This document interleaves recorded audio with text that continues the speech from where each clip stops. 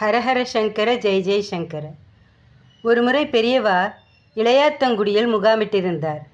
அவரை தரிசிப்பதற்காக ஒரு தம்பதி வரிசையில் நின்று கொண்டிருந்தனர். அவர்கள் முறை வந்ததும் பெரியவா எதிரில் அந்த பெண்மணி ஓன்னு அழ ஆரம்பித்து விட்டாள். அதை பார்த்த பெரியவா, அவளுக்கு என்ன பிரச்சனைன்னு கேளு என்று சிஷ்யன்கிட்ட சொன்னார். சாமி, நாங்கள் பக்கத்து கிராமத்திலேருந்து வந்திருக்கோம். எங்களுக்கு குழந்தை இல்லை. கல்யாணமாகி 6 வருஷம் ஆயிடுத்து. ஏறாத கோவில் இல்லை, போகாத டாக்டர் இல்லை, எதுக்கும் பலன் கிடைக்கல. நாங்கள் என்ன பாவம் பண்ணினோம்னு எங்களுக்கு தெரியல. இல்லை எங்களோட முன்னோர்கள் ஏதாவது பாவம் பண்ணியிருக்காளா, அதனோட பாதிப்பு நாங்கள் கஷ்டப்படுறோமான்னு எங்களுக்கு புரியலை. நீங்கள் தான் சாமி நல்ல வழி காட்டணும் அப்படின்னு கணவனும் மனைவியும் பெரியவா காலில் விழுந்து வணங்கினர்.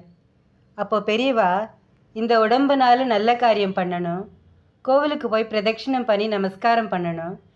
இந்த மந்திரத்தை தினமும் ஒரு முறையாவது பழமையாக இருக்கக்கூடிய சிவன் கோவிலில் போய் சொல்லணும்.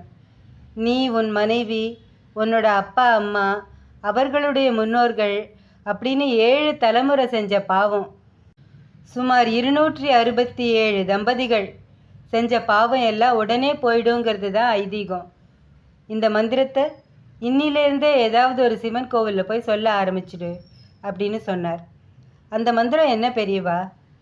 ஓம் ஸ்ரீ சோமநாதீஸ்வராய நமக, ஓம் ஸ்ரீ மல்லிகார்ஜுனேஸ்வராய நமக. இந்த மந்திரத்தை ஒரு முறையாவது சிவன் கோவிலில் சொல்லி பழகு.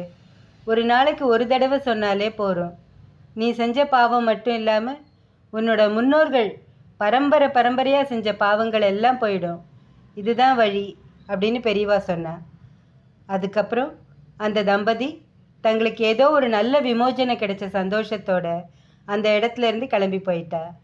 நாமும் இந்த மந்திரத்தை சொல்லி நம் ஜென்மாந்திர பாவங்கள்லேருந்து விடுபடுவோம். ஹரஹர சங்கர ஜெய் ஜெய் சங்கர. காஞ்சி சங்கர காமகோட்டி சங்கர.